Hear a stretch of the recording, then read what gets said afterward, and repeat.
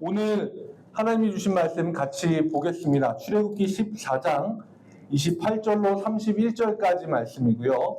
여러분들 순서지에도 그리고 앞에도 나와 있습니다.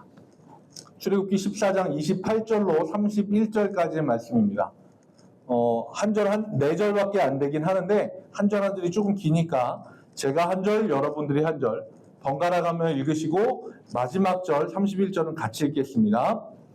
물이 다시 흘러 병거들과 기병들을 덮되 그들의 뒤를 따라 바다에 들어간 바로의 군대를 다 덮으니 하나도 남지 아니하였더라.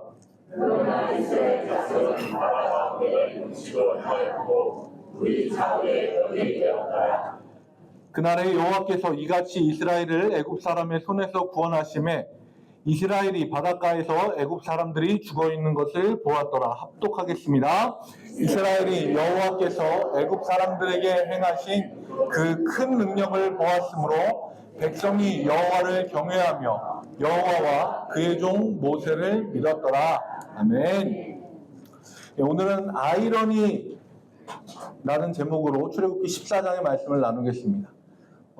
늘 그렇듯이 지난주에 나눴던 말씀을 먼저 짚고 넘어갈 텐데요. 지난주 말씀의 제목은 페이스메이커라고 하는 제목이었습니다. 그래서 이제 막 애굽에서 나온 이스라엘 백성들의 연약한 믿음을 고려하셔서 하나님이 블레셋 사람들의 빠른 길, 해변가의 길로 가지 않고 그들과 부딪혀서 전쟁을 하게 되면 이 이스라엘 백성의 마음이 다시 애굽으로 돌아갈 것 같으니까 그들의 마음을 고려해서 밑으로 이렇게 돌아가는, 이렇게 가는 길이 아니라 이렇게 돌아가는 그런 방향으로 바꾸었다라는 이야기를 했고요. 그리고 요셉의 유고를 들고 나옴으로써 하나님의 약속은 세대를 건너 뛰어서도 반드시 이루어진다라는 이야기를 나눴습니다. 그리고 마지막 불기둥과 구름기둥으로 하나님은 그때부터 앞으로 영원히 끝나지 않게 자기 백성의 앞길을 비추시고 인도하신다라는 말씀의 내용을 지난주에 나눴습니다. 지난주에요. 항상 새롭게 들으시지만 지난주에 나눴습니다. 오늘 출애굽기 14장의 본문은요, 굉장히 유명한 사건이 있죠. 홍해 바다가 갈라지고 거기로 건너는 사건입니다. 그런데 이 말씀을 제가 가만히 묵상을 해보니까 너무너무 유명한 말씀이잖아요. 근데 너무너무 유명한 말씀이어서 사람들이 잘못 기억하는 말씀이기도 해요.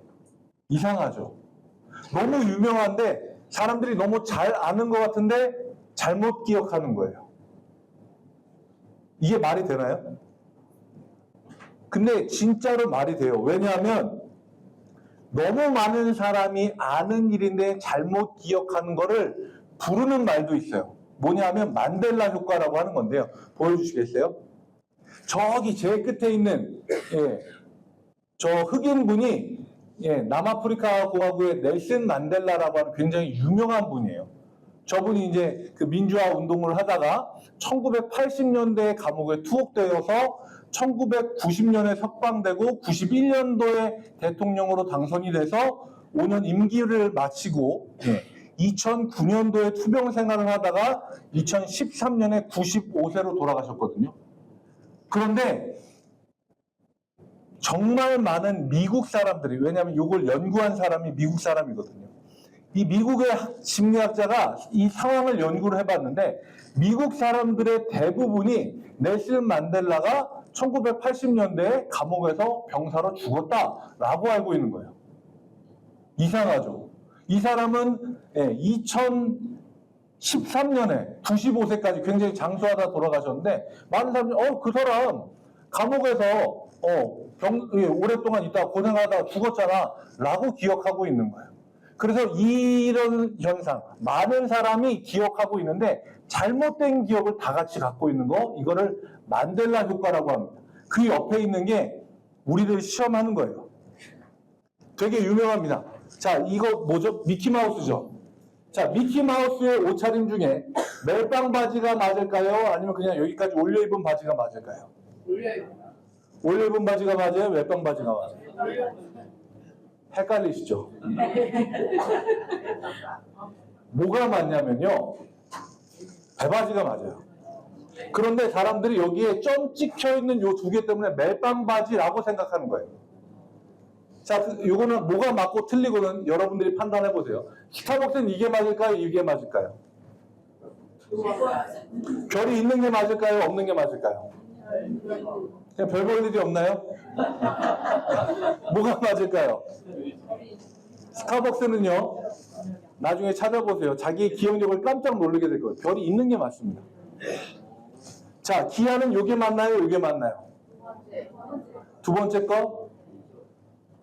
왼쪽 거? 이제는 답하기가 두려우시죠? 네, 기아는 요게 맞아요. 자, 여태까지 이지선 달아 좋으셨죠? 이제 사지선 갑니다. 자, 코카콜라 뭐가 맞을까요? 우리가 너무 잘한다고 생각을 하는데 코카콜라는 뭐가 맞을까요? 1번 코카콜라 그냥 쭉 써 있는 거예요. 2번 코카콜라 찍 콜라. 네. 코카 하고 콜라. 세 번째 코카콜라 점 콜라. 2번. 많은 분들이 2번으로 생각하시는데 답은 4번입니다. 네. 사람들이 자기가 잘 알고 있다고 생각하는데 사실은 몰라요. 다들 이거 맞추는데 이렇게 혈안이 되셔서. 네. 저 말씀 듣다 뒤에서 일어나시는 분 처음 봤습니다. 네. 이것만 계속 맞출까봐요, 그냥. 네. 사람들은 굉장히 유명한 거여서 다 똑같이 기억한다고 생각하지만 사실상 사람들의 기억이 맞지 않을 수도 있어요. 이 홍해가 갈라지고 백성들이 건너간 사건도 마찬가지예요. 자, 우리가 이 말씀에 대해서 좀 볼게요. 홍해 사건에 대해서 잘못 알고 있는 거 크게 여러 개가 있는데 제가 세 가지로 꼽았어요. 첫 번째가 있습니다. 첫 번째 우리가 잘못 알고 있는 거 뭐냐면 이스라엘 백성이 가나안 땅을 향해서 가고 있는데 이 애굽 군대가 갑자기 쫓아와서 급하게 홍해를 가르고 건넜다라고 생각을 합니다. 이 얘기가 틀린 얘기예요. 모르셨나요? 네, 이 분위기 좋습니다. 제가 의도한 대로 잘 가고 있어요. 네. 우리가 일반적으로 생각할 때 가나안 땅에서 이집트란다. 이스라엘 사람들이 가고 있는데 뒤에서 애국 군대가 막 쫓아오니까 급해서 앞에 있는 바다를 쫙 가르고 건너간 거예요. 그렇게 생각을 해요. 그런데요, 성경을 보면 그렇지 않아요. 14장 1절과 2절 말씀을 보여주시면요. 여호와께서 모세에게 말씀하여 이르시되 뭐라고 얘기하냐면 이스라엘 자손에게 명령하여 돌이켜예요. 바다 밑돌 사이 여기 뭐 뒤에 나와 있는데 정확한 건 뭐냐면 바닷가에 장막을 치게 하라예요. 가던 길에서 돌이켜서 바닷가로 가서 바닷가 앞에 장막을 치라는 거예요. 지도 좀 보여주세요. 감사합니다. 자, 요렇게 가는 길이 아니라 요렇게 꺾었잖아요. 그래서 이렇게 해서 그냥 일로 건너가면 돼요. 그럼 여기 바다도 없고 그냥 육지로 건너가면 된다고요. 그런데 돌이켜 여기 위에 있는 요 바다까지 건너가는 거예요. 올라가는 거예요. 왜? 하나님이 그렇게 하라고 하셨으니까. 열심히 가나안 땅을 향해 가고 있는데 뒤에서 막 쫓아온 게 아니에요. 하나님이 너희 가던 길에서 돌아서 저기 바닷가 앞에 장막을 치라고 얘기하는 겁니다. 왜냐하면요, 이거는 하나님이 정확한 목적을 가지고 세팅하신 거예요. 4절 말씀을 볼게요. 4절 말씀을 보면 이렇게 이야기합니다. 내가 바로의 마음을 완악하게 한즉 바로가 그들의 뒤를 따르느니 내가 그와 그의 온 군대로 말미암아 영광을 얻어 애국 사람들이 나를 여호와인 줄 알게 하리라. 하나님은 목적이 있으셨어요. 그와 그의 온 군대로 말미암아 영광을 얻어 내가 여호와인 줄 그들이 알게 하리라. 이게 하나님의 목적이 있는 거예요. 그냥 가다가 쫓겨서 가르고 건넌 게 아니라 가던 길도 돌이켜서 하나님이 이걸 정확하게 만드신 겁니다. 이 말씀을 보면서 우리가 오해하면 안 되는 거, 바로의 마음을 완악하게 한즉, 이건 제가 전에 그 재앙 얘기를 할 때 말씀을 드렸었던 부분이라서 길게는 말씀을 안 드릴게요. 하나님 바로의 마음을 이렇게 저렇게 조종해서 완악하게 만든 게 아니라 바로가 나쁜 마음을 먹었을 때 그냥 그대로 그렇게 하도록 내버려 두신 거예요. 하나님이 그 마음을 돌이키지 않게 하신 거예요. 그냥 내버려 두신 거. 그러니까 바로는 애초부터 생각을 갖고 있었어요. 내가 이 백성을 보냈는데 다시 찾아올 거야. 쫓아가서 무력으로 제압을 하든 지도자를 죽이고 나머지를 다 끌고 오든 내가 그렇게 할 거야라는 마음을 먹었을 때 하나님 그냥 놔두신 거예요. 그래서 이스라엘 백성이 바닷가 앞에 있다는 얘기를 듣고 불이 나게 쫓아오죠.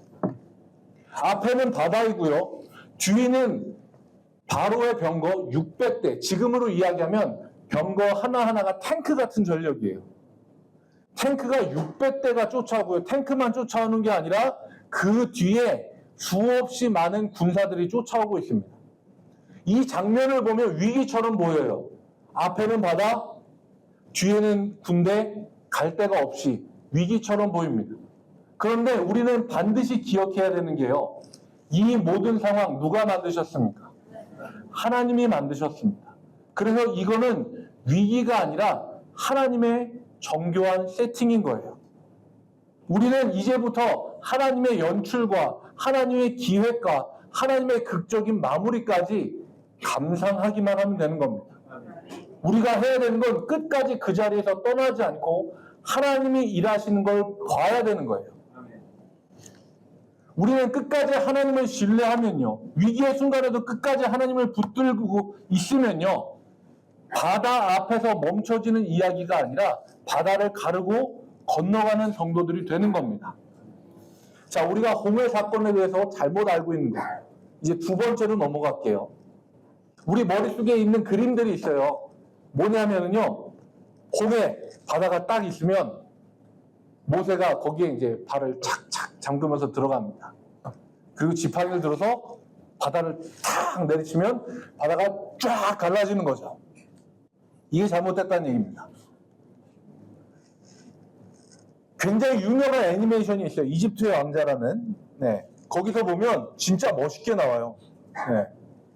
모세가 지팡이를 딱 들고 팍 내려치면 거기서부터 바다가 쫙 이야 우와 막 그렇거든요. 근데 저는 네, 원래 생각이 좀 제가 이상해서 그런지 모르겠는데 저러다 발등을 찍으면 네, 막 이런 생각도 해봤는데 이거 자체가 잘못됐다는 거예요. 20절 말씀, 14장 20절 말씀을 볼게요. 보면 이렇게 나와 있습니다. 모세가 바다 위로 지팡이요? 아니요. 손을 내밀매 여호와께서 큰 동풍이 얼마 동안 밤새도록 바닷물을 물러가게 하시니 물이 갈라져 바다가 마른 땅이 된지라. 이게 한순간에 쫙 갈라진 게 아니에요. 밤새도록 바람이 불어서 네, 바닷물이 갈라지고 땅이 드러나게 하는 겁니다. 자, 그렇다면 그런 생각이 들죠. 밤새라는 기간 동안 도대체 이스라엘 백성은 뭘 했고 그 뒤에까지 쫓아온 애국 군대들은 도대체 얘들은 뭘 하고 있던 애들은 아니죠. 예. 얘들도 아니죠. 예. 이 애국 군대는 도대체 뭘 하고 있었을까? 19절과 20절 말씀을 보면요. 이렇게 나와 있어요. 이스라엘 진 앞에 가던 하나님의 사자가 그들의 뒤로 옮겨가매 구름 기둥도 앞에서 그 뒤로 옮겨 애굽진과 이스라엘 진 사이에 이르러 서니 저쪽에는 어느 쪽이에요? 애굽 군사 쪽에는 뭐가 있습니까? 구름과 흑암이 있고 이쪽에는 이스라엘 백성 쪽에 뭐가 있어요? 밤이 밝음으로 밤새도록 저쪽이 이쪽에 가까이 하지 못하였더라. 밤새도록. 자, 여기에서 우리가 주의 깊게 봐야 되는 게 있는 게 뭐냐면 여기에 있는 흑암이에요. 이집트의 9번째 재앙 기억하세요? 뭐예요? 방금 얘기했는데 다시 할게요. 우리가 기억해야 되는 중요한 게 있어요. 여기에는 흑암입니다. 자, 이집트의 9번째 재앙이 뭘까요? 네, 너무 말씀을 잘 들으셨어요. 네. 주기 척척 맞아요. 네. 9번째 재앙이 흑암이에요. 자, 10번째 재앙이 뭐였죠? 장자가 죽은 거였죠. 흑암 뒤에는 뭐가 와요? 죽음이 온다는 걸 애굽 사람들은 얼마 전에 불과 경험을 했어요. 그걸 절절하게 알고 있는데 갑자기 눈앞에 흑암이 다시 왔어요. 이 사람들은 어떤 생각이 들었을까요? 전문용어로 PTSD라고 합니다. 외상후 스트레스성 장애. 어려운 말인데요. 그냥 큰 일을 겪고 나면 그냥 쉽게 얘기할게요. 자, 자라 보고 놀라면 뭐 보고 놀래요? 그게 PTSD예요. 네. 애국 사람들은 전에 흑암을 한번 경험했기 때문에 눈앞에 흑암이 다시 오니까 어떤 생각이 들어요? 또 죽겠다는 생각이 드는 거예요. 그리고 그 사람들은 이때부터 움직이질 못해요. 그냥 안 보여서 움직이지 못하는 게 아니라 겁에 질리는 거예요. 여기에서 내가 손가락 하나 까딱 잘못했다가 어떻게 될지도 모르겠다. 자, 그런데 여기에서 이스라엘이 있는 쪽은 어때요? 밤이 밝음으로. 이 애굽 전체의 흑암의 그 재앙이 임했을 때도 이스라엘 백성들이 있었던 고센 땅은 빛이 비쳤어요. 똑같이 재현이 되고 있어요. 그리고 밤새도록 비쳤으니까 이 사람들은 밤새도록 짐 싸는 거예요. 장막 쳤던 거. 짐 싸고, 자, 이제 바다 건너가야 되니까 짐 한번 싸볼까? 하고 이제 천천히 싸는 거죠. 환하니까. 그렇게 천천히 짐 싸고 밤새 짐 싸서 갈라진 거를 이제 새벽녘에 건너기 시작을 하는 겁니다. 우리는요, 상황이 급박하게 돌아갈 때, 우리가 마주하고 있는 상황들이 뭔가 막 급한 상황이 될 때, 사실 마음이 더 급해요. 상황이 급한 것보다 마음이 더 급해요. 우와, 막 애굽, 야, 저기 막 병거 600대 막 우리 코앞까지 왔어. 어떻게 해, 막. 그런데요, 우리는요, 우리 마음속에 급할 게 없어요. 하나님이 우리와 함께 하시잖아요. 아멘. 우리는 속담으로도 굉장히 잘 알고 있어요. 아무리 급해도 바늘 허리에 실 매달아서 못 써요. 우물가에서 숭늉 못 먹는다고요. 급박한 상황 중에서도요, 우리는 하나님의 뜻을 구하고 하나님의 뜻대로 움직이는 게 최우선입니다. 내 마음이 급해서 내 마음대로 결정하는 거 안 돼요. 왜냐하면 하나님이 모든 상황을 운행하시니까. 애굽의 그 군사들이 코앞까지 와도 하나님이 막으면 막으시잖아요. 그들이 밤새도록 이스라엘 백성의 털끝 하나 건드리지 못했습니다. 저는 이 말씀을 나누면서 여러분들이 하나님의 뜻대로 움직이는 장자 1교회가 되시길 바랍니다. 내가 급하다고 내가 판단하고 알아서 내가 움직이는 것이 아니라 하나님의 뜻을 먼저 구하는 것. 하나님의 일하심에 나를 맞추어 가는 것.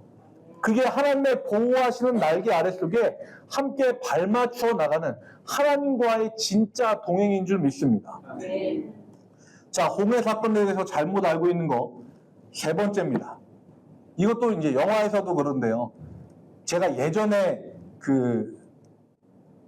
나이가 나오는데 토요 명화라는 게 있어요. 빠바바밤 네, 죄송합니다. 네. 거기 보면 10개라는 영화가 보여진 적이 있어요. 거기 보면 이제 그 모세 할아버지가 머리가 이렇게 하얘가지고 이렇게 언덕에 올라가고 바다를 이렇게 째려보면서 이렇게 하고 있으면 바다가 쫙 갈라졌다가 이제 이스라엘 백성이 다 건너가고 나면 갑자기 이제 다 건너갔을 때 갑자기 바다가 확 하나로 합쳐지는 거죠.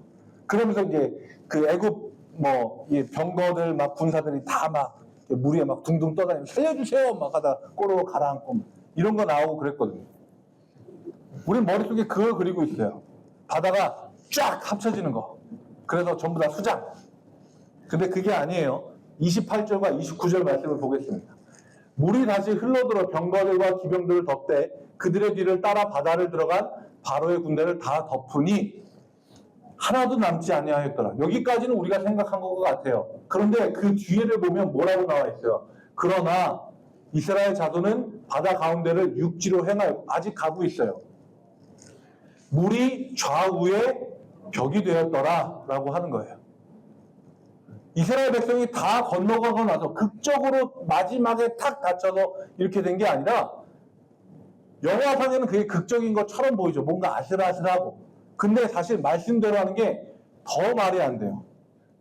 이스라엘 백성은 아직 앞에 가고 있어요. 끝나지 않았어요. 근데 애국 군인들이 있는 데만 덮이는 거예요. 이게 말이 돼요?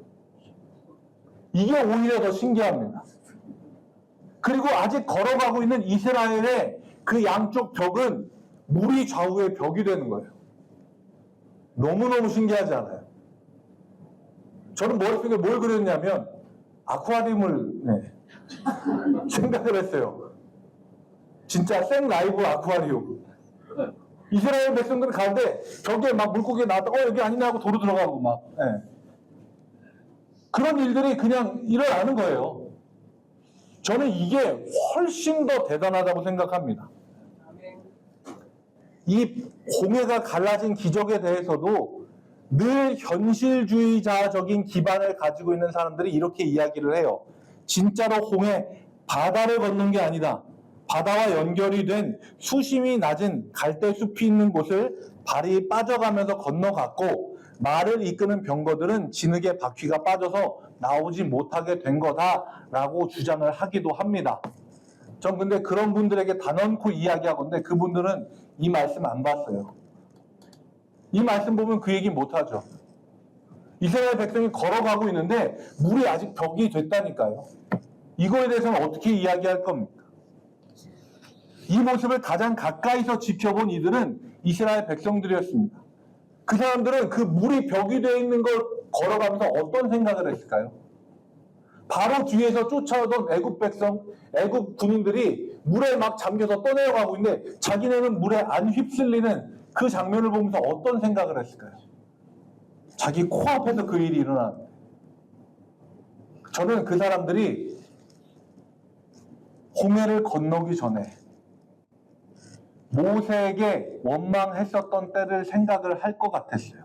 왜냐하면 그때 모세가 뭐라고 했냐면 이스라엘 백성이 이제 앞으로 이 얘기를 되게 많이 하거든요. 이럴 거면 우리를 왜 데리고 나왔냐? 우리가 애굽에서 그냥 종살이 하다 죽는 게 낫지. 이 얘기를 앞으로 40년을 해요. 40년을 해요. 그 시작이 이때예요. 이럴 거면 우리를 왜 데리고 나왔냐? 애굽에 묘 지을 데가 없어서 우리를 사막에 끌고 나와서 죽이게 하려고 했냐? 라고 했을 때 모세가 하나님의 입을 통해서 들은 이야기를 그대로 해주는데요. 우리가 오늘 이거 13절과 14절 말씀이에요. 보세요. 뿅. 네. 28절과 29절이군요. 제가 앞에 걸 봤어요. 죄송합니다. 모세가 백성에게 이르되 너희는 두려워하지 말고 가만히 서서 여호와께서 오늘 너희를 위하여 행하시는 구원을 보라. 너희가 오늘 본 애굽 사람을 영원히 다시 보지 아니하리라. 여호와께서 너희를 위하여 싸우시리니 너희는 가만히 있을지어다. 네. 이 사람들은 코앞에서 그걸 봤어요. 자기네 옆에는 물이 안 무너지고 있는데 자기 바로 뒤에서 애굽 군인들이 다 휩쓸려가는 걸 자기 눈으로 봤어요. 바다 한가운데 서서요. 하나님은요, 이 모든 걸 처음부터 계획하셨고 세팅하셨고 거기서 조금의 이변도 없이 하나하나 이루어 가셨습니다. 하나님의 역사는 그런 겁니다. 하나님이 일하시면 우리는 염려할 것도 없고 걱정할 것도 없습니다. 여기에서 하나님의 말씀이 있지 않습니까? 여호와께서 너희를 위하여 행하시는 구원을 보라. 여호와께서 너희를 위하여 싸우신다. 근데 우리는 이 말씀을 오해하면 안 됩니다. 하나님이 일하실 때 가만히 서서 보라는 것은 하나님이 행하신 일에 정확한 증인이 되라고, 그 자리에 서서 그걸 정확하게 보고 정확하게 이야기할 수 있는 증인이 되라고 가만히 서서 그것을 보라라고 하는 거지, 그냥 제 자리에 가만히 서서 하는 나라 다 해주세요, 이건 아니라는 얘기입니다. 하나님이 우리 노예입니까? 하나님이 우리 종이에요. 일 시켜놓고 그냥 알아서 다 하시게 냅두게. 그거 아니에요. 우리는 하나님의 하시는 일에 증인이 되어야 됩니다. 그래서 하나님이 가만히 서서 하나님이 하시는 일을 정확하게 보라고 얘기하는 거예요. 2번이나 이야기하잖아요. 두려워하지 말고 가만히 서서, 그리고 마지막에 너희는 가만히 있을지니라.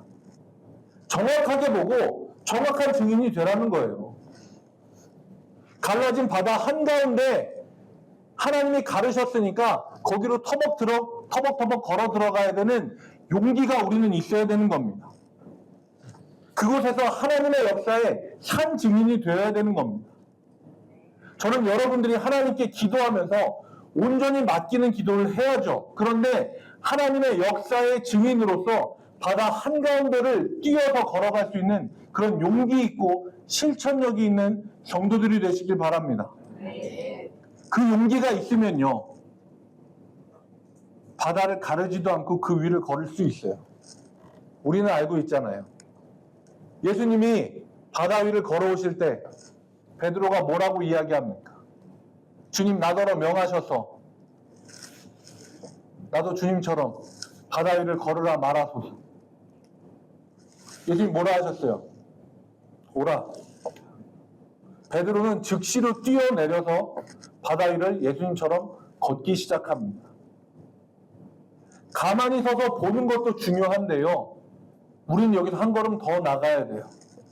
하나님을 온전히 믿는다면 용기를 내서 그 한가운데로 뛰어 들어가야 되는 겁니다.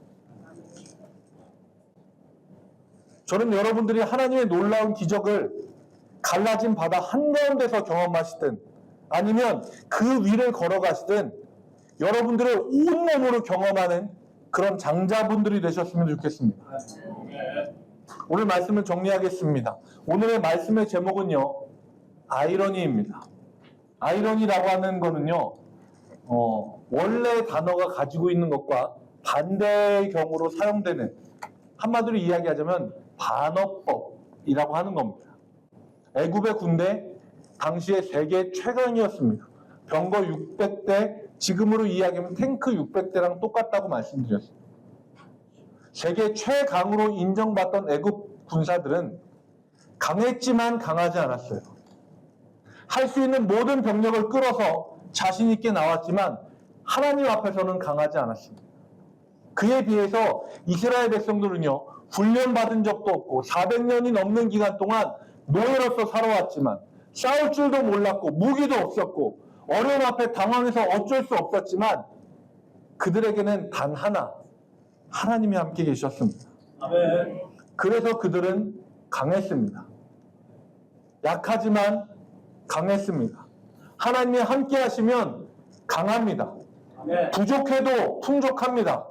길이 없어도 생깁니다. 싸울 줄 몰라도 이깁니다. 왜냐하면 하나님이 함께 하시기 때문입니다. 아멘. 우리는 스스로 절대 강하지 않습니다. 하지만 하나님이 함께 하시면 세상 그 누구도 넘볼 수 없는 하나님의 백성이 되는 겁니다. 아멘. 때로는 우리의 삶이 아이러니하게 느껴질 때도 있습니다. 우리는 왜 이렇게 세상에서 힘이 없고 능력이 없는 것 같고 어려운 일들만 생기는 것 같은 그런 생각이 들기도 하지만 우리는 물에 잠긴 듯 하다 하나 건짐을 받은 자이고 근심 가운데서 기뻐할 수 있는 사람들이고 약한 가운데서 더 강하여지는 사람들입니다. 아멘. 하나님의 이 아이러니의 신비를 만끽하고 우리 코앞까지 다가오는 애굽의 군대 앞에서도 갈라진 홍해 한가운데에서도 평안을 누리는 장자 1교회 성도님들이 되시길 주님의 이름으로 축복합니다. 아멘. 함께 찬양하고 기도하겠습니다.